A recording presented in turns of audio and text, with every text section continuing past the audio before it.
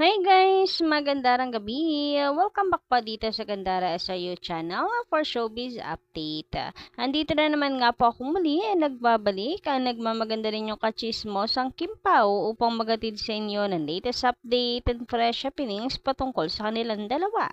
And para nga sa gabing ito ang ating pag-uusapan ay tungkol dito sa pagbawi na ginagawa po ni Ka Paolo kay Kimi kasi mukhang hindi po sila magkasama kaninang umaga for workout. Wala tayong nakita nga ni Papi Paulo Avellino. So, meron po siyang pagbawi naman na wag po kayong mag-alala. Bumawi naman si Papi Paulo kay Kimi.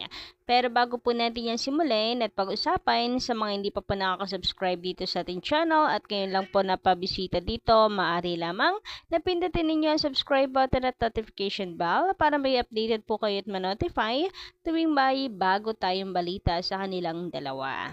And ngayon nga, nais ko pong simulan ang ating pong balitaan dito po sa mga nakuhang award ni Kim Chu ngayong taon. So, grabe, ang dami po nito sunod-sunod, guys. So, bali ilan to? 1, 2, 3, 4, 5, 6, 7 po lahat-lahat ng mga naipanalo ni Kimi ngayong taon. Grabe nga yun. Iba ka, Kim Chu. Sabi nga po ni Karil, win streak itong si Kimi ngayong taon na to. So, yan yung sinasabi nila na ano lang daw, chamba lang yung nakuha niyang award. 'Di ba, yung sa Seoul, Korea po niya, tsamba lang daw po yun. Pero after po nun, nagkasunod-sunod ang mga panalo ni Kimi. So, masasabi pa bang tsamba yon? Fun vote lang?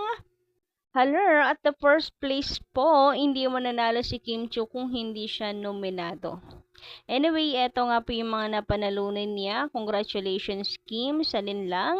Ito po ay nakakuha ng Asian Academy Creative Awards Best Drama Series. Ngayon pong 2024, ang What's Wrong with Secretary Kim, ganun din po sa Asian Academy Creative Awards bilang ano naman po, Best Adaptation of an Existing Format. Ayan. Then again, para po muli sa linlang, nakakuha po ng award si Kimi sa Seoul International Drama Awards bilang Outstanding Asian Star. Ayan. And bilang Best Actress naman sa kanya pong What's Wrong with Secretary Kim. Best Actress, guys. Awards from Asian Television Award and Best Female Lead in a TV Program Series para po ulit sa linlang sa 2024 Content Asia Awards. So ano pala siya dito? Nominado pa lang pala siya, guys, bilang Best Female Head in a TV Program Series. And then syempre itong latest po niyang naipanalo sa PMC Award bilang Novelty Artist of the Year. Iba ka, Kimi, pinakyaw mo ng lahat. Pero syempre, hindi rin po pahuhuli. Ito pong pinaka-latest na nakuha po ni Kimi na award sa Magpasikat 2024 bilang sila po ang champion dito with Kuya Ogie, MC and Lassie. So, bale, anim po siyang award, guys. Yung isa nga pang pito is nominado pa lamang siya. Again, meron na naman, nominado na naman ang ating Kimberly. So, isa lang ibig sabihin yan. Malaking sampal sa mga nagsasabing laos si Kim Chu at Chamba lang ang mga awards na nakukuha niya. So, ipag-pray po natin na pati ito ay masungkit ni Kimberly, pero okay lang din naman kahit hindi na kasi manominate lang si Kimi is sapat na. It's a blessing na for her. Samantala, say naman na ating mga komentor. Shoutout po sa inyo, magandang gabi, Miss Rosemary Diano. Ganon din sa akin. Yan na lamang ang hindi niya na ipapanalo kasi hindi pa kasal. Hanggat hindi pa kasal, hindi pa talaga panalo. O, diba? Buti na lang marami pong malawak pa rin ang pag-iisip. At hindi pinapatulan yung sinasabing, yan na naman si Kimi sa kanyang denial pagde-deny kay Paolo Avellino.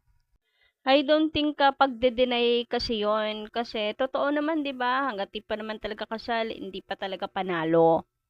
Mula naman kay Miss Evelyn Luzong, nako maraming salamat guys sa malawak ninyong pangunawa kay Kimberly. Hindi kayo nakikisa, nagpapahila sa mga pagkunwaring Kim Pao fans, pero yung totoo naninira lamang por anay sila sa pundasyon ng mga Kim Pao fans. Gusto nilang anayin ang pundasyon para magiba tayong lahat. Sabi niya dito, tama Kim, hindi ka pa panalo sa pag-ibig kasi hindi ka pa kinakasal. Siguro si Pau ay hindi basta-basta ang plano. Gusto niya perfect wedding.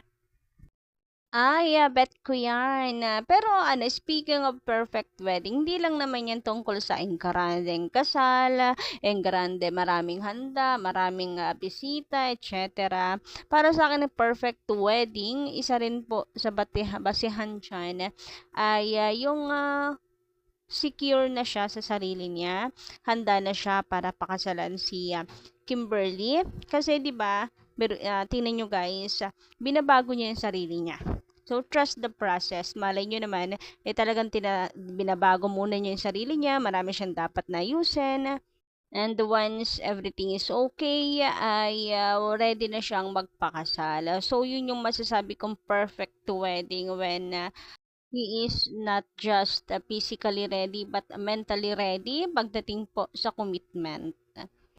Kayo guys, anong comment ninyo? Anong palagay ninyo? Anyway, dumako naman po tayo dito kay Kimberly sa kanya pong Wednesday morning workout na kung saan ay tila wala pa akong naaninag na anino ni Papi Paulo today.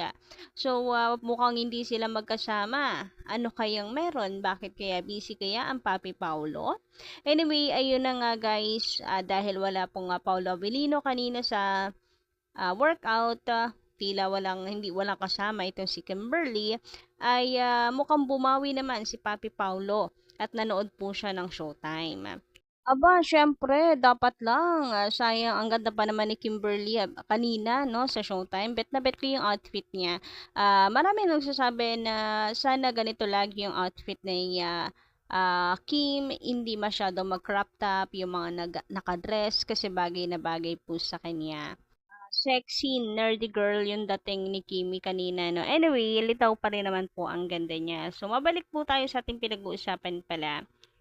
So, huli nga po si Papi Paulo kahit ayaw niyang magpahuli, wala po siyang magagawa, walang lusot, huli pa rin siya ng mga Kimpaw matang lawins.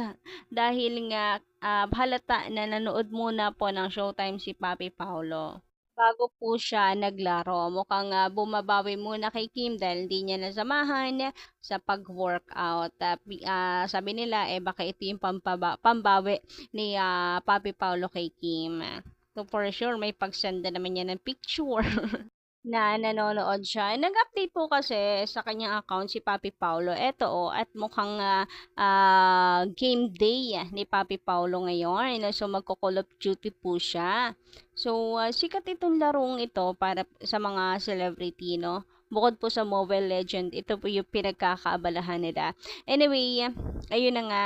Paano natin nasabi? Kasi po, nag-update siya after po ng Showtime na. O, diba? After ng Showtime, may paganito si Papi Paulo.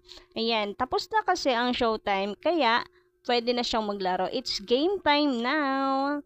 So, paano mo nga naman masasabi na hindi siya muna nanood ng Showtime, pagkatapos ng Showtime po siya nag-upload, nag-update, o diba? Halatado talaga tong si Papi Paulo. Akala mo hindi yan mapapansin ng mga Kimpaws, matanglawin, mga sokos, diyan ka nagkakamali. Eto nga sabi dito. Kasi nga, tapos na ang Showtime. Lo, Papi Paulo, grabe ka! Napaka-supportive naman talaga niyan. So, isa pala to guys sa hobby ni Papi Paulo. Pagbigyan na po natin siya, sa dami ba naman nilang ginagawa, ano lang, tama lang po na maglibang din sila minsan. So, kung ito po ang libangan ni Papi Paulo, ibigay na po natin ito sa kanya. Di ba? Huwag na po tayo maghanap ng time with Kimi. Sa relationship naman, mas lalo pong nagwo-work kapag binibigyan ng space yung isa't isa, hinahayaan na magkaroon ng me time. Di ba? At least, pagkatapos na ng showtime, saka siya maglalaro. So, tinapos muna niya manood, nag-ano muna, nag-spend muna siya ng time kay Kimi bago gawin yung kanyang mga libangan. So, nakakatuwa naman, 'di ba? Napagsasabay time management lang talaga pag mahal mong isang tao. Anyway, yun lang po muna ating update sa gabi ito. Maraming salamat sa pakikinig at kita-kits po tayo sa susunod nating balita.